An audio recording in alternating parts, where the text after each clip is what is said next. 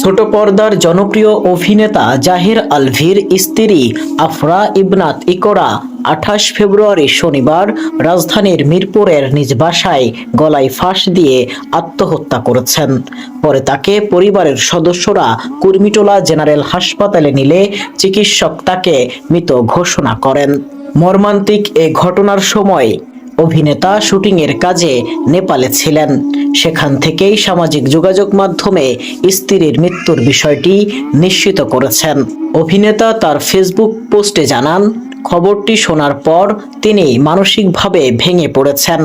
শীঘ্রই তিনি দেশে ফিরছেন বলেও জানান।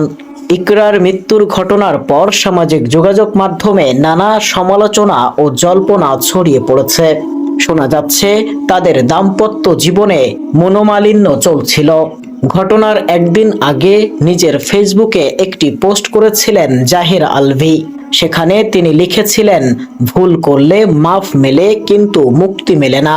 ওই পোস্টের মন্তব্যের ঘরে ইকরাও প্রতিক্রিয়া জানান।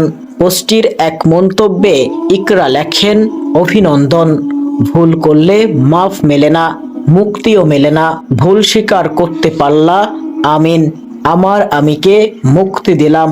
এই পোস্ট ও মন্তব্যকে ঘিরেই নেটিজেনদের মধ্যে নানা ব্যাখ্যা তৈরি হয়েছে। এদিকে নেপালে সহকর্মী ইফফাত তিথির সঙ্গে একটি ছবি পোস্ট করে আলভির জন্মদিনের শুভেচ্ছা জানানোর ঘটনাও আলোচনায় এসেছে। সামাজিক মাধ্যমে কেউ কেউ এই ঘটনাগুলোর মধ্যে সূত্র খোঁজার চেষ্টা করছেন। উল্লেখ্য, ভালোবেসে 2010 সালে বিবাহ বন্ধনে আবদ্ধ হয়েছিলেন জাহির আলভি ও আফরা ইবনাত ইকরা। তাদের সংসারে একটি পুত্র সন্তান রয়েছে। আব্দুল হামিদ শেখ, IBN 9 ভিডি নিউজ ডেস্ক।